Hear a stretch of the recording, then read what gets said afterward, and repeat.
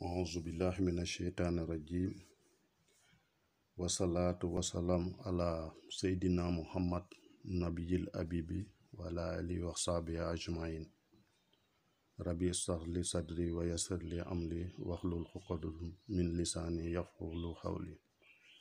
yéen mbokk internet yi ñu ngi dellu si fii pour une première fois maa ngi naan dellu si waaye dañu ñëw pour waxtaan ak yéen ci ay fànn xam-xam yoo xam ne yu doy waar lay doon ci bu ngeen abonné ci chaîne YouTube bi dinañ ci ànd bu soobee yàlla def ay waxtaan yu bari yoo xam ne ay njëriñ rekk la fees. comme ni ngeen ko gisee nii, pour ñi nga xam ñu ngi excusé wu nag ci xam-xam bi ñu nar a waxtaane ñu koy wax la géomancie di ilmul ramlu. xam-xam la boo xam ne nag bu yéeme la, bu doy waar la, parce que dafay art divinatoire. boo seetloo day xam-xam boo xam ne ça a été pratiqué depuis toujours, waaye dañuy indi définition am pour nit ñi xam lu ñuy waxtaane. parce que dañu ne la géomancie est une divination à base mathématique. Elle vise à la connaissance du passé, donc day lijjanti li weesu, du présent ak li ñuy dund tey, et de l'avenir ci lu dikkagul. par l'examen jumtukaayam nag, par l'examen de 16 figures, fukki biddéew ak juróom benn. celle-ci forme la combinaison formée par la combinaison du pair et de l'impair. donc boo seetloo wa min kulli shay'in xalaqnaa zawjayn, loo gis yàlla ñaar la ci sàkk, de telle sorte que fii dafay utiliser li ñuy wax pair ak impair sur 4 échelons, def ko ci ñeenti étage yooyu nag bu njëkk bi dafay doon ñeenti tabiya yi nga xam ne moom la yàlla sàkk.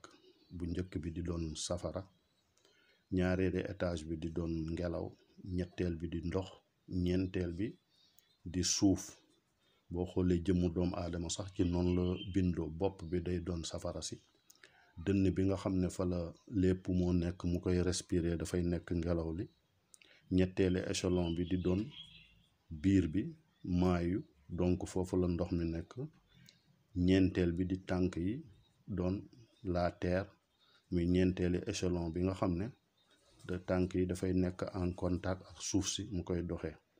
te xam-xam bi dafa ne ilmul ramli, la divination par la terre, ñu koy wax l'astrologie de la terre. di ngeen ci xam dara buñ ci soree bu baax a baax.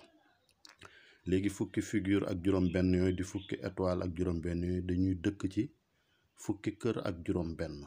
fukki kër ak juróom benn yooyu, fukk ak ñaar yu njëkk yi dafay doon les 12 maisons zodiacales. dinañ ci dellu si bu baax, parce que foofu la constellation yi dëkk ci fukki kër ak ñaar yooyu. dinañ leen wan nu mu dugganteeg figure géomancie yi, bu ci nekk dafa am kër gu mu dëkk. kon bu soobee yàlla dinañ ciy def ay waxtaan yu yéeme. boo xoolee nag àdduna, yàlla ba mu ko bëggee créer, parce que dañ ne Dieu était un trésor, donc moom fa mu làqatu woon bi mu ko bëggee dafa créer la lumière du prophète, donc muy la lumière mohammedienne, muy tomb boobu ñu koy xaqiqatu muhammadiya, di tomb boobu ngay gis mu nekk ci suufu baa bi. parce que xamal nañu ne depuis aadama ba mu ko sàkkee, xam-xam yi ci wàcc ba yonti yàlla Isa, xam-xam yépp mu ngi ci biir alxuraanu karim. te alxuraanu karim gis ngeen ni mu yaatu, avec toutes ces sourates, lépp daf ko résumé ci faatiyatul kitab. te boo xoolee faatiyatul kitab bi lépp mu ngi ko tënk ci bismillahi rahmaani rahim. te bismillahi rahmaani rahim boobu nee na la ca nekk di représenter tout le Coran, mu tënk ko ci baa boobu ñuy wax. baa boobu nag tomb la ak trait, muy tomb ak tiire. tomb ak tiire boobu donc boo ko seetee nii lañ koy doxalee. dafay doon tomb bi ñuy wax la quintessence mohammedienne, ak bas bi nekk ci kawam muy figure bi ñu koy wax donc extrémité bi ak extrémité bi dafay nekk le monde abstrait et le monde concret ne woon naa la sax à toute chose yàlla ñaar la ci sàkk donc dualité bi nekk fii moom mooy le secret les secrets de l'univers donc xam-xam bi ñuy wax dafa màcc ci tomb bi ak baa bi parce que boo xoolee yàlla ba nga xamante ne si fii bëgg na sàkk univers bi parce que alxuraan wax nañu ne tout a été réuni en premier lieu parce que boo gisee mën na awalam yara lazina kéefara anal samawati wal ardi kaanata rataxan fa fataxnaahuma wa jaxalna min maayi kulli shay'in xayun afala yuminuun donc il interroge les mécréants pour ñu xool ne vraiment le monde a été créé donc daf ko assemblé te aaya bi mën na lu ne donc dafa rassemblé ba pare après diviser donc te univers bi yëpp loo gis soit nga ngay rassembler wala da ngay diviser donc foofu la sukkandiku après le Big Bang bi nga xam ne am na ñu créer le monde ak tout ce que ça comporte par l'intermédiaire de ce fameux bas ñu gis ne lépp luy secret fa la tënku c'est la dualité de tout ce qui a été créé donc booy seet waxtaan wi ma leen di wax ci tomb ak baa bi dafay représenter donc le monde concret et le monde abstrait donc le minéral et l'astral à travers le minéral et l'astral na ci la yàlla créer lépp loo xam ne mën nañu wax ne daf moom mooy joindre jonction bi le tombe et ce bas là mooy jonction bi nga xam ne dafay taqaloo ak li nga xam ne c'est l'unité centrale de commandement bi nga xam ne sont assujetties toutes les résonances de l'existence lépp loo xam ne mu am rek muy par exemple di esprit di ay ange di ay nit les minéraux ak végétaux donc wa najmi wa shajaru yasjuda donc lépp loo xam ne sàkk na ko mu am énergie foofu lay dotte ko ci biir ñeenti éléments yooyu moom la xoon muy le feu l'air l'eau et la terre de ce fait donc Pythagore nous disait que les nombres gouvernent le monde et Platon nous disait que la première et la plus importante des sciences est celle du nombre donc celle des nombres boo ko xoolee donc mooy xam-xam bi nga xam ne moo tënk univers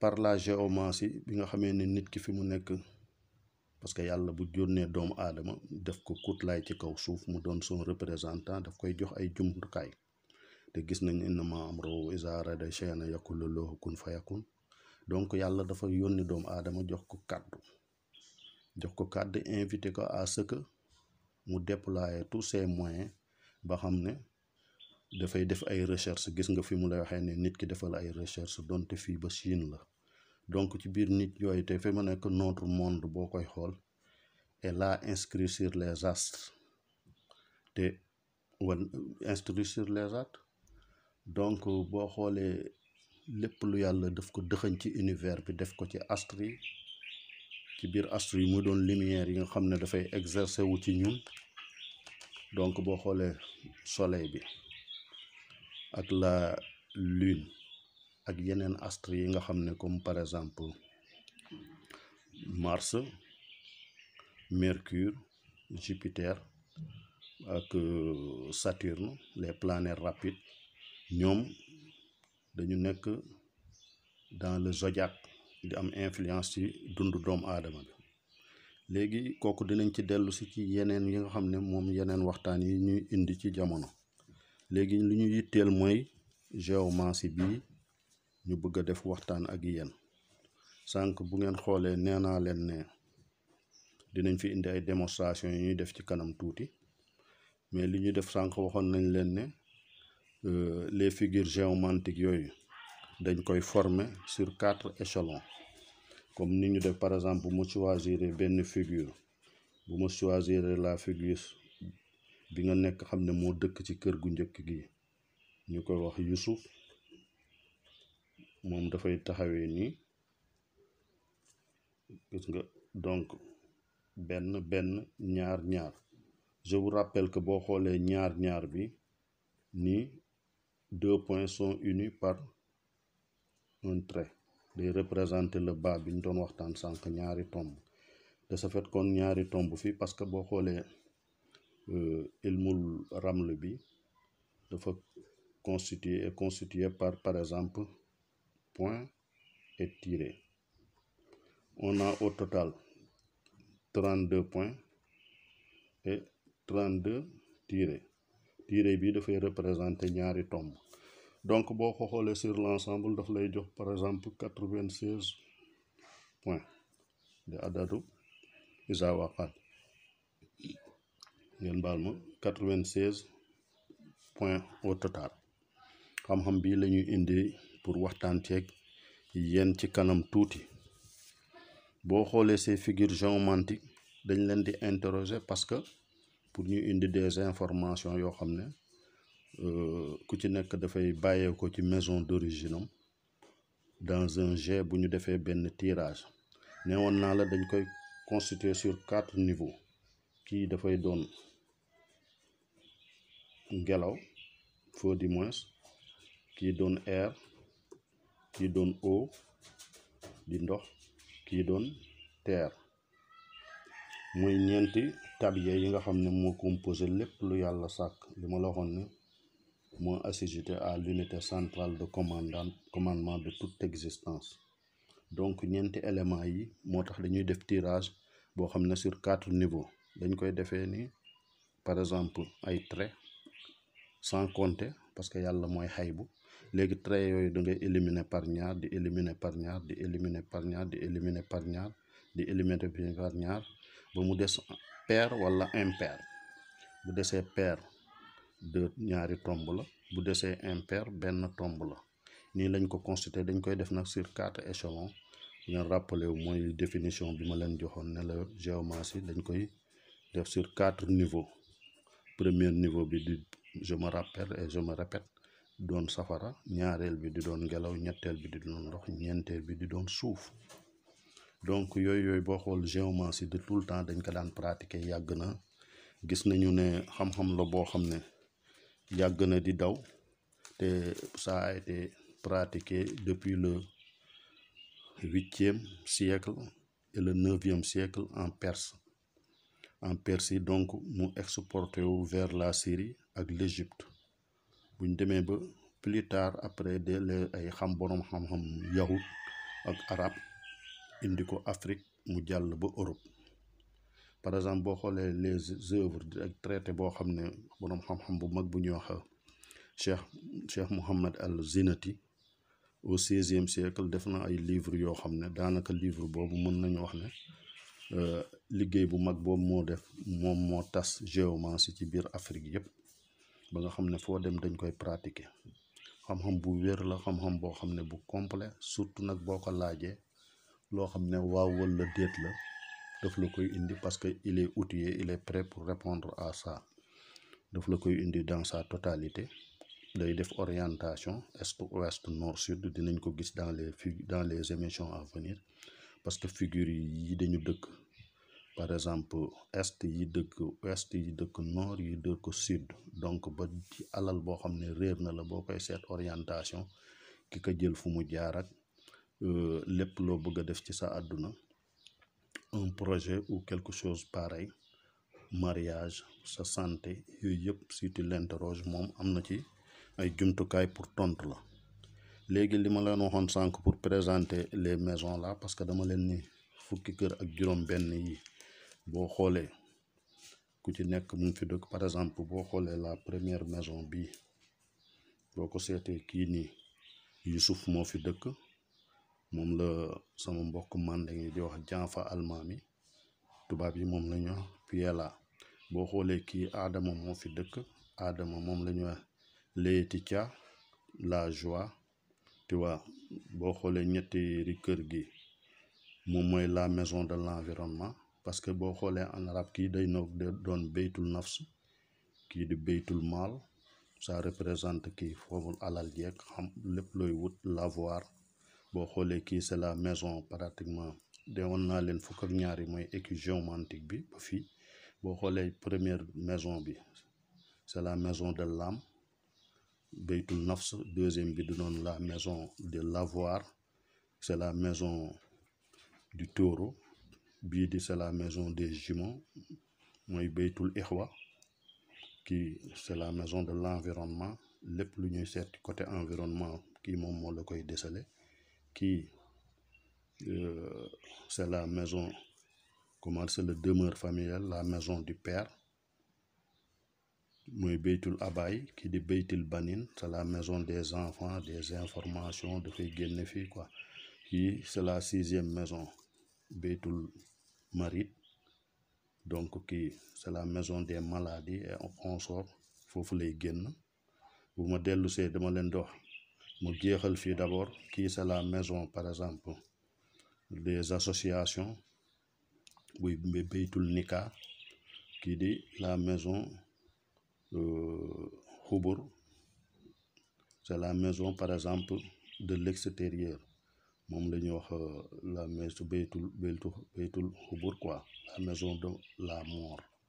c'est la maison du scorpion. wax nga scorpion qualité essentielle mooy c'est la régénération, la capacité de lutter contre soi et d'amener le changement. moo tax en géomancie dafay donc la maison qui n'appartient pas pratiquement, c'est la maison de l'extérieur.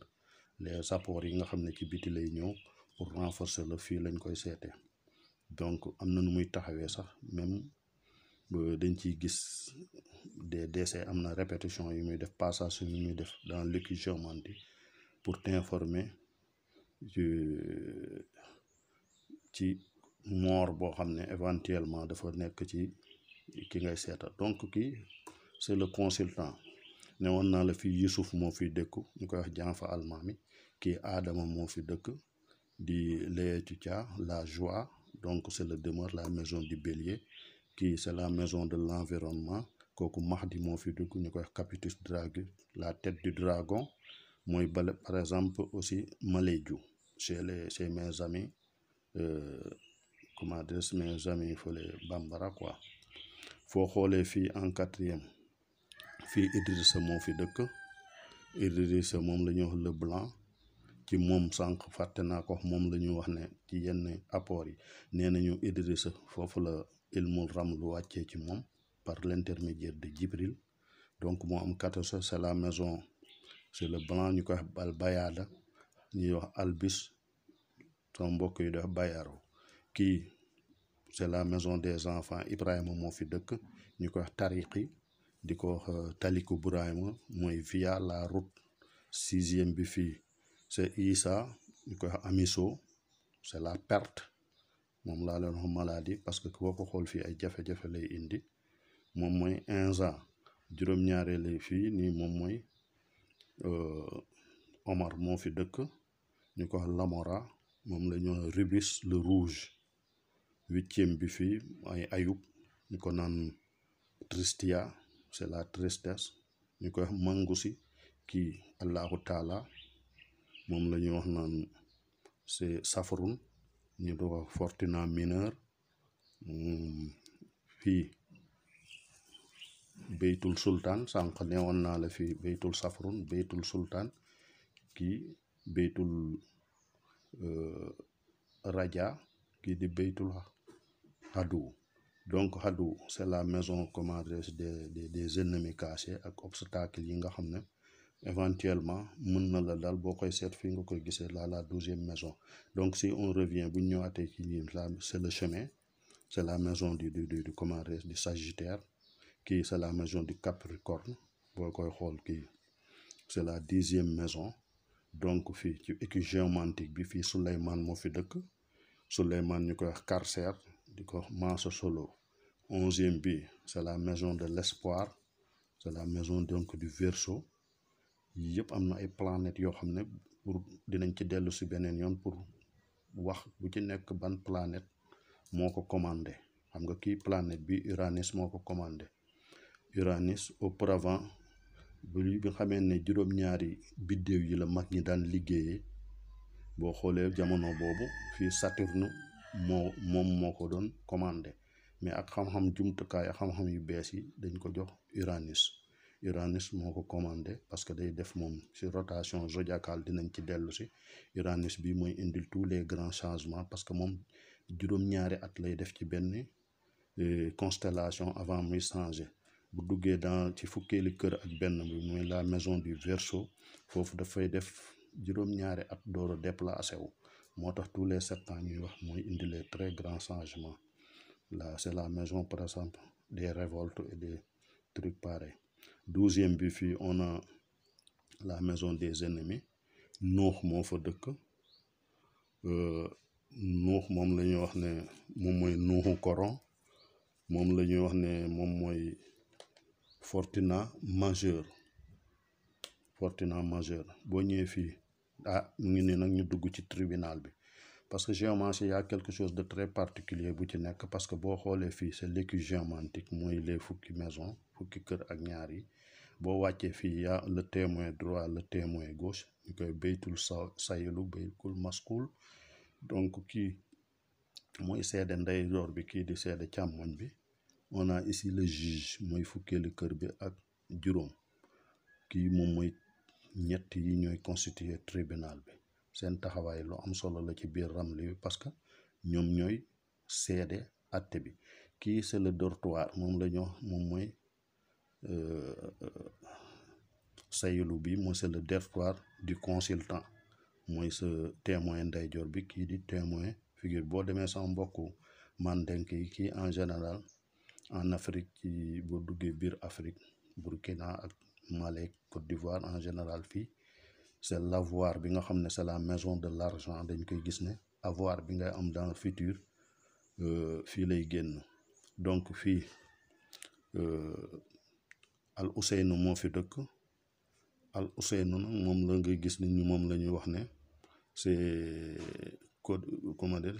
Coda Dracus queue du dragon moom mooy Laosna kii boo xoolee moom la ñuy wax ne Yunus mooy Pierre moom la ñuy wax ne mooy Tontigi ok nga ñëw fii on a ici le juge moom mooy Haadi bi kii moom mooy àtte Ramli bi moom la ñuy wax ne Ousmane moo fa dëkk ñu ko Zumana Ousmane kii di fukkeeli kër ak juróom benn bi booy xool Moussa moo fa dëkk Moussa moom la ñuy wax ne Populus yii moom mooy fukki maison fukki kër ak juróom benn yi nga xam ne Ramli bi ci lay dox lépp lu ñuy seet fii lañ koy gisee dinañ ci dugg dans le futur dafa am donc benn kii bu ma leen di présenter c'est l'ensemble pratiquement des comment dire des figures géomantiques ñoo nekk nii boo xoolee kii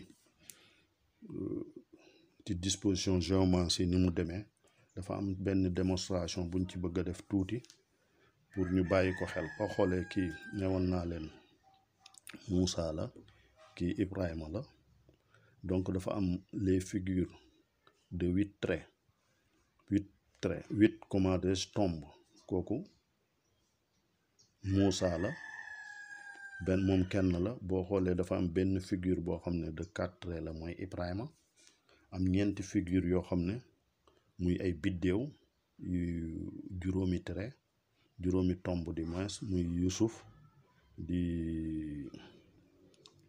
Yunus di Mahdi ak Hassan ak Ousseynou ñu koy Laosna kooku boo xoolee moom ay juróomi tomb la ñu am parce que écu géomantique bi boo ci demee ak tout ci xat bi boo demee ba nga xam ne tirage possible yi nga def yëpp fukki kër ak juróom benn moo ci mën a génn fukki kër ak juróom benn fukki figure ak juróom benn moo ci mën a génn léegi boo xoolee fii ci ñeenteeli figure bi ñeenteeli kii bi ma leen wax ni sànq ñeenteeli degré bi Yusuf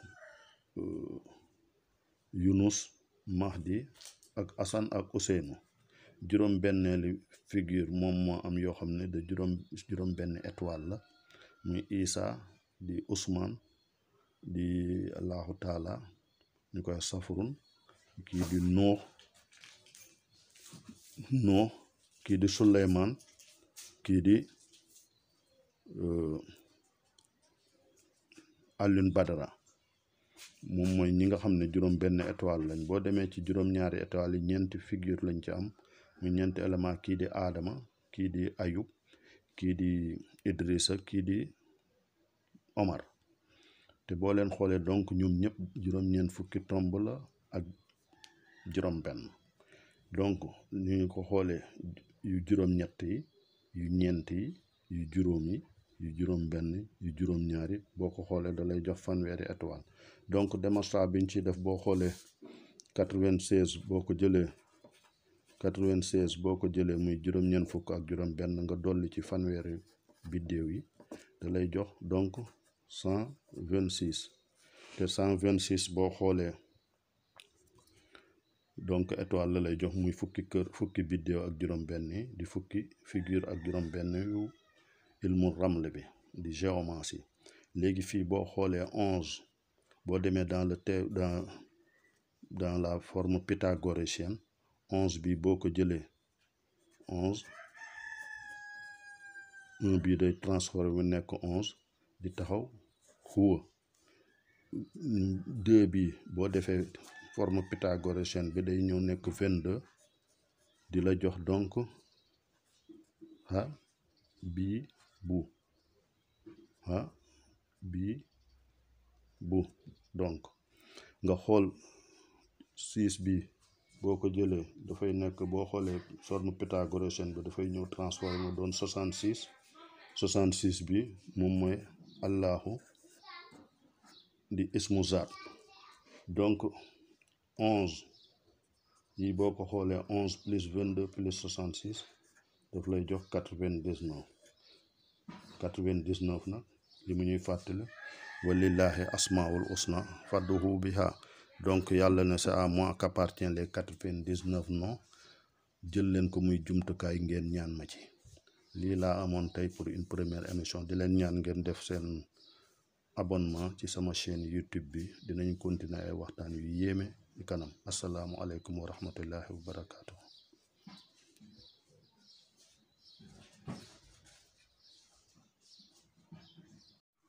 auzu billahi min asheytaani rajim. wasalaatu wasalaam ala seydina muhammad nabiyil abibi wala alihi wa sahbihi ajmain. rabbi ishrah li sadri wa yassir li amri wahlul uqdatan min lisaani yafqahu qawli. yéen mbokk internet yi ñu ngi dellu si fii pour une première fois. maa ngi naan dellu si waaye dañu ñëw pour waxtaan ak yéen ci ay fànn xam-xam yoo xam ne yu doy waar lay doon ci bu ngeen abonné ci chaîne YouTube bi. dinañ ci ànd bu soobee yàlla def ay waxtaan yu bari yoo xam ne ay njëriñ rekk la fees. comme ni ngeen ko gisee nii, pour ñi nga xam ñu ngi excusé wu nag ci xam-xam bi ñu nar a waxtaane, ñu koy wax la géomancie di ilmul raml. xam-xam la boo xam ne nag bu yéeme la, bu doy waar la, parce que dafay art divinatoire. boo seetloo day xam-xam boo xam ne ça a été pratiqué depuis toujours, waaye dañuy indi définition am pour nit ñi xam lu ñuy waxtaane. parce que dañu ne la géomancie est une divination à base mathématique. Elle vise à la connaissance du passé, donc day lijjanti li weesu, du présent ak li ñuy dund tey, et de l'avenir ci lu dikkagul. par l'examen jumtukaayam nag par l'examen de 16 figures, fukki biddéew ak juróom benn. celle-ci forme la combinaison formée par la combinaison du pair et de l'impair. donc boo seetloo wa min kulli shay'in xalaqnaa zawjayn, loo gis yàlla ñaar la ci sàkk, de telle sorte que fii dafay utiliser li ñuy wax pair ak impair sur 4 échelons, def ko ci ñeenti étage yooyu nag bu njëkk bi dafay doon ñeenti tabiya yi nga xam ne moom la yàlla sàkk, bu njëkk bi di doon safara, ñaareelu étage bi di doon ngelaw, ñetteel bi di ndox, ñeenteel bi di suuf. boo xoolee jëmmu doomu aadama sax ci noonu la bindoo, bopp bi day doon safara si, dënn bi nga xam ne fa la lépp moo nekk mu koy respirer dafay nekk ngelaw li, ñetteelu échelon bi di doon biir bi maayu, donc foofu la ndox mi nekk, ñeenteel bi di tànk yi doon la terre, muy ñeenteelu échelon bi nga xam ne de tànk yi dafay nekk en contact ak suuf si mu koy doxee. te xam-xam bi dafa ne ilmul ramli, la divination par la terre, ñu koy wax l'astrologie de la terre. di ngeen ci xam dara buñ ci soree bu baax a baax. léegi fukki figure ak juróom-benn yooyu di fukki étoile ak juróom-benn yooyu dañuy dëkk ci fukki kër ak juróom-benn. fukki kër ak juróom-benn yooyu fukk ak ñaar yu njëkk yi dafay doon les 12 maisons zodiacales. dinañ ci dellu si bu baax parce que foofu la constellation yi dëkk ci fukki kër ak ñaar yooyu. dinañ leen wan nu mu dugganteeg figure géomancie yi, bu ci nekk dafa am kër gu mu dëkk. kon bu soobee yàlla dinañ ciy def ay waxtaan yu yéeme. boo xoolee nag àdduna yàlla ba mu ko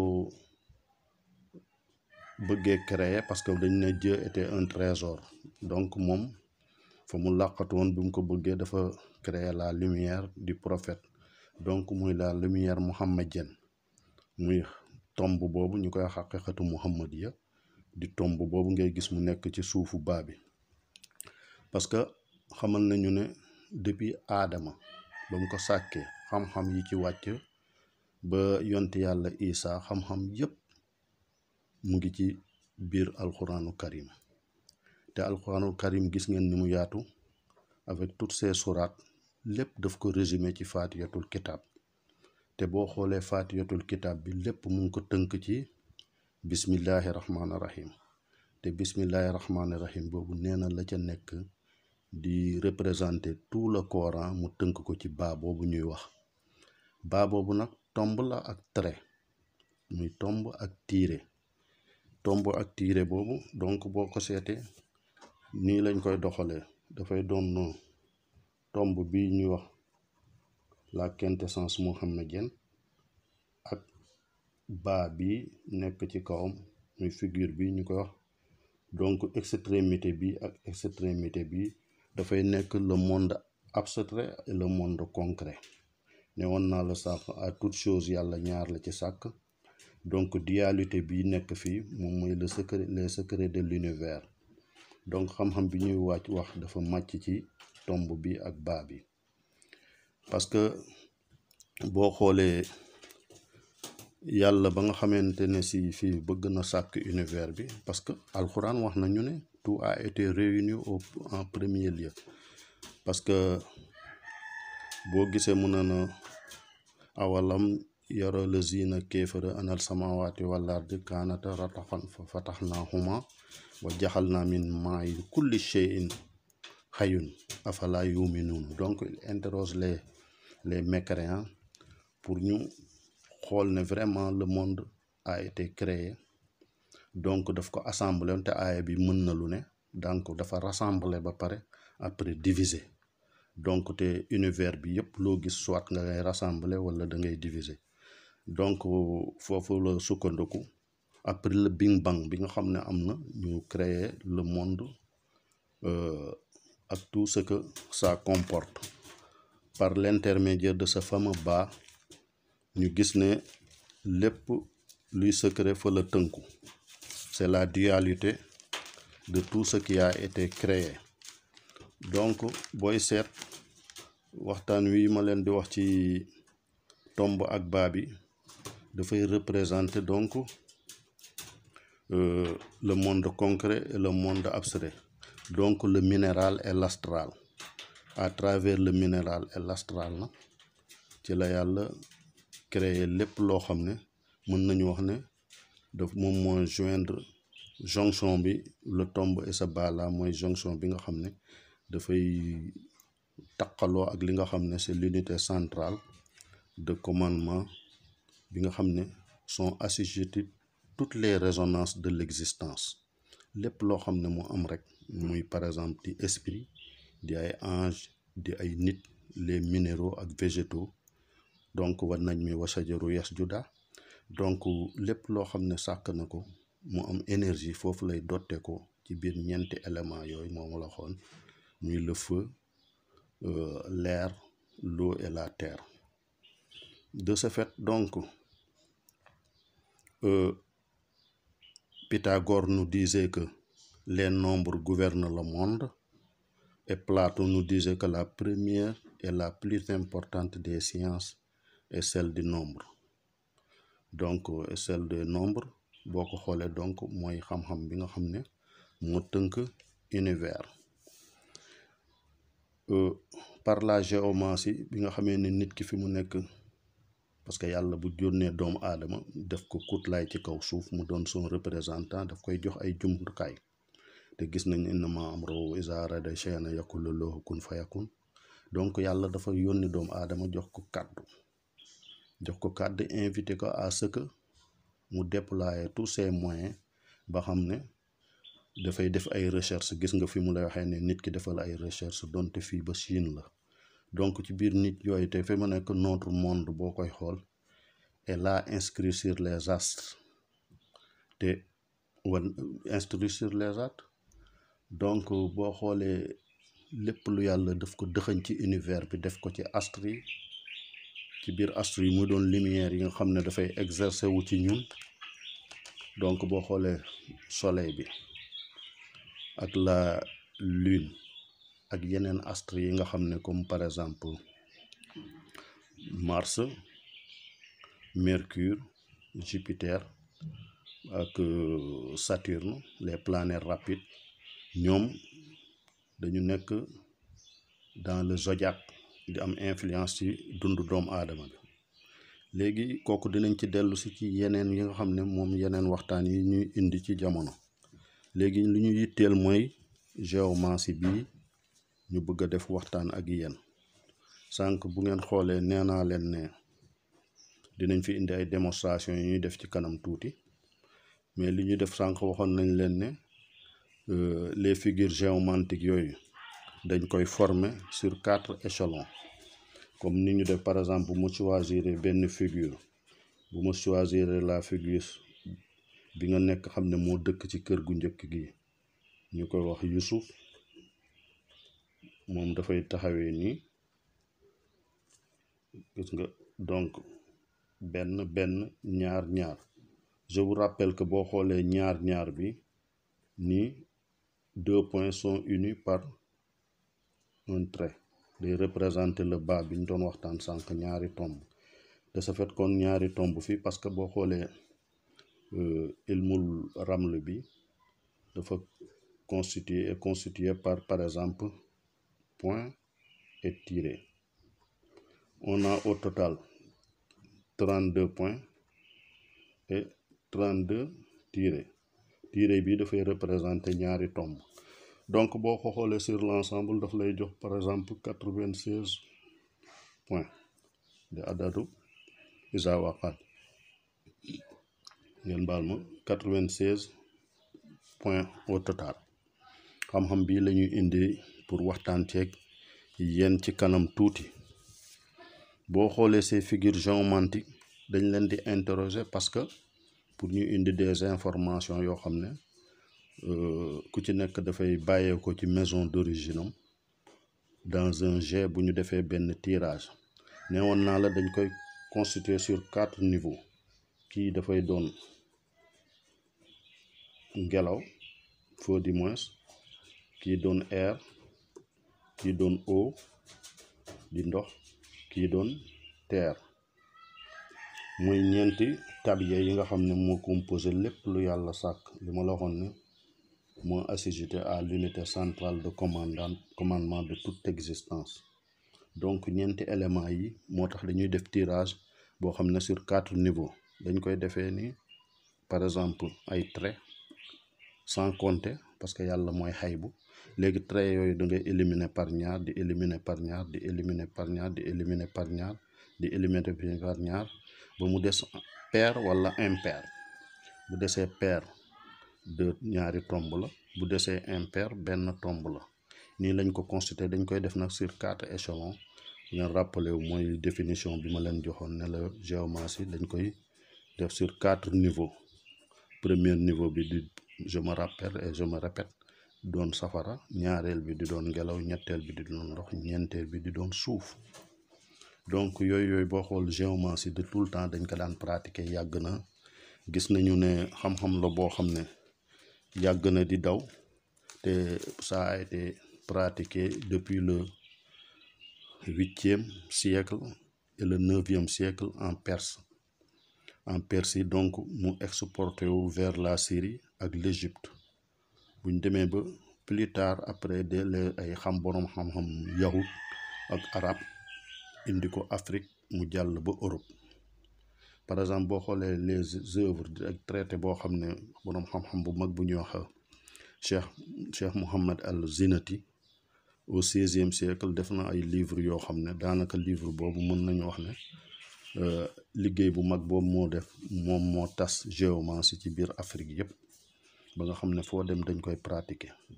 xam-xam bu wér la, xam-xam boo xam ne bu complet, surtout nag boo ko laajee loo xam ne waaw wala déet la daf la koy indi parce que il est outillé, il est prêt pour répondre à ça. daf la koy indi dans sa totalité.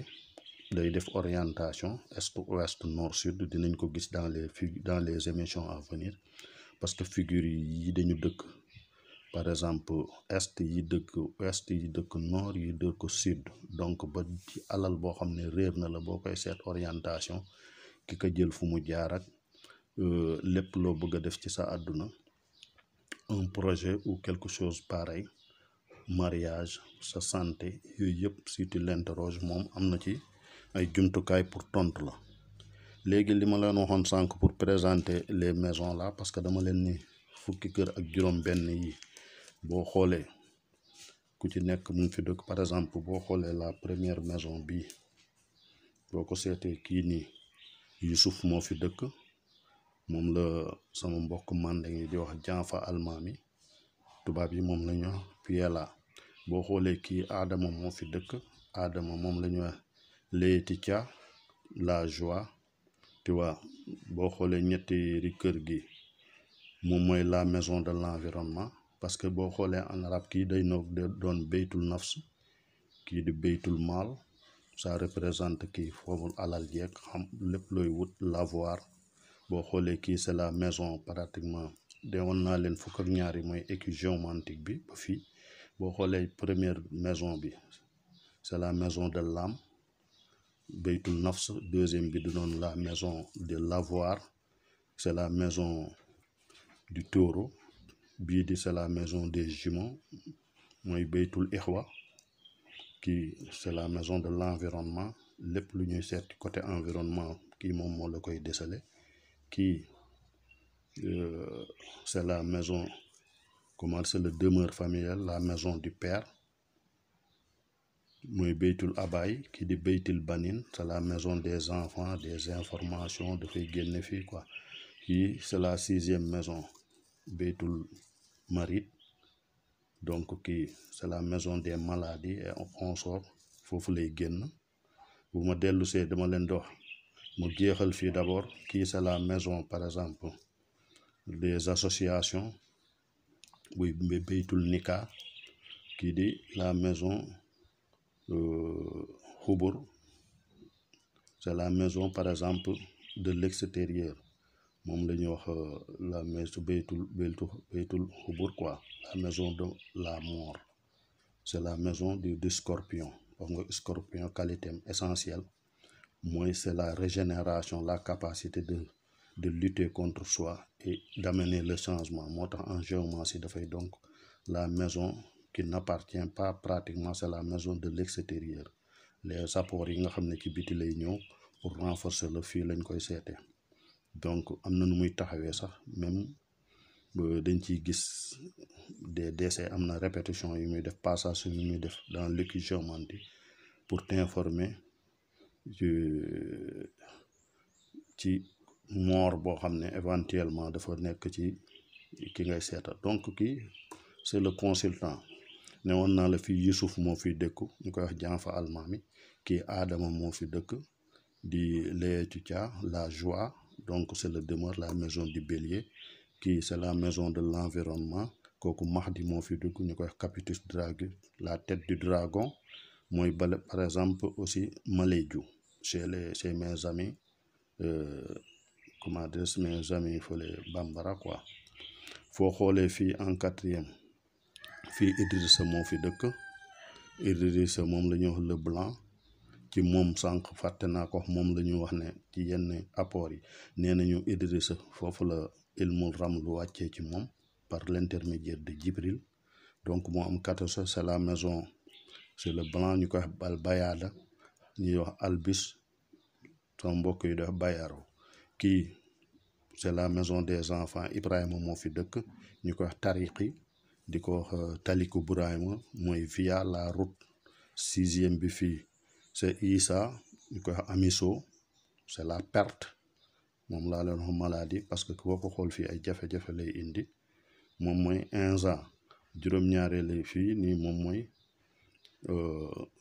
Omar moo fi dëkk ñu ko wax Lamora moom la ñu Rubis le rouge 8e bi fii ay Ayub ñu ko naan Tristia c'est la tristesse ñu koy wax Mangusi kii Allahu Taala moom la ñuy wax naan c'est Safrun ñu do wax Fortuna mineur fii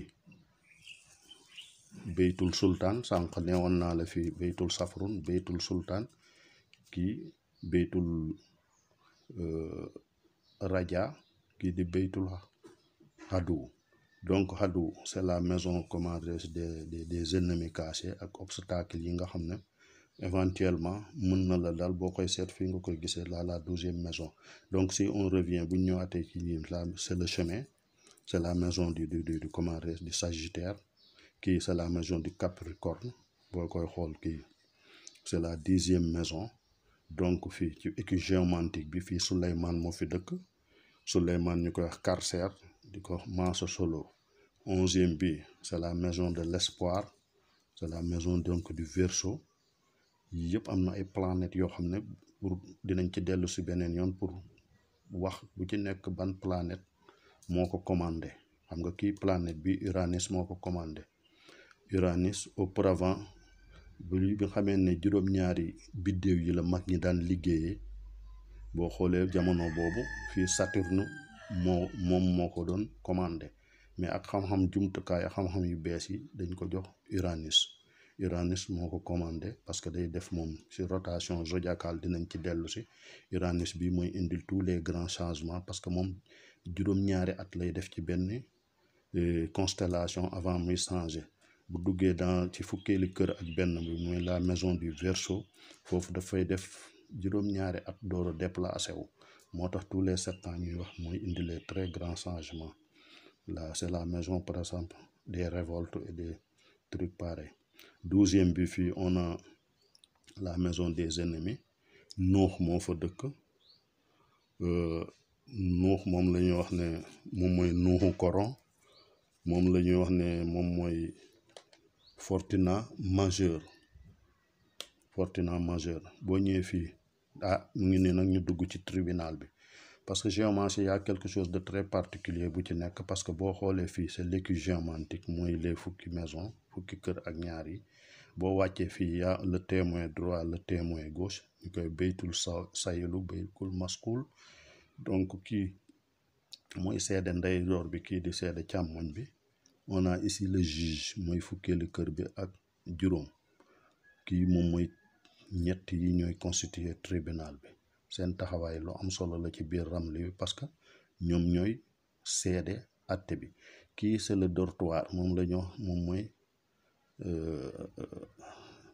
sayilu bi mooy c'est le dortoir du consultant mooy sa témoin ndeyjoor bi kii di témoin figure boo demee sama mbokku mandenk yi kii en général en Afrique ci boo duggee biir Afrique Burkina ak Mali Côte d'Ivoire en général fii c'est l'avoir bi nga xam ne c'est la maison de l'argent dañ koy gis ne avoir bi ngay am dans le futur fii lay génn donc fii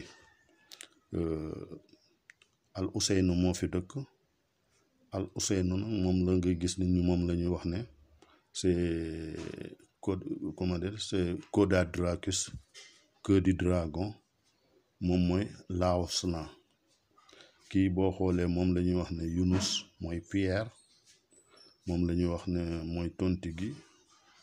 ok nga ñëw fii on a ici le juge, moom mooy Haadi bi, kii moom mooy àtte. Ramli bi moom la ñuy wax ne Ousmane moo fa dëkk, ñu ko Zumana Ousmane. kii di fukkeeli kër ak juróom benn bi booy xool Moussa moo fa dëkk.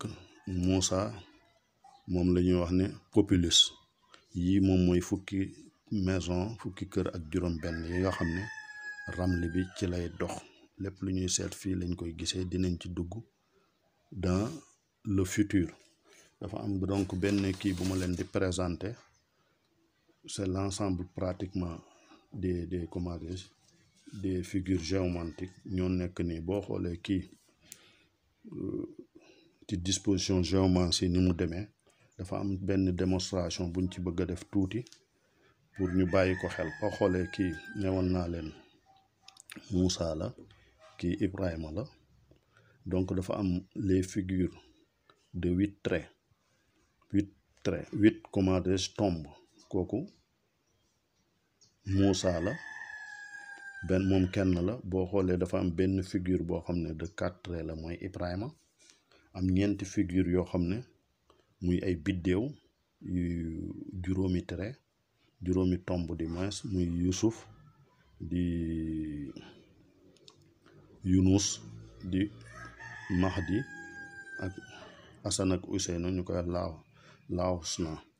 kooku boo xoolee moom ay juróomi tomb la ñu am, parce que écu géomantique bi boo ci demee ak tout ci xat bi, boo demee ba nga xam ne tirage possible yi nga def yëpp, fukki kër ak juróom benn moo ci mën a génn.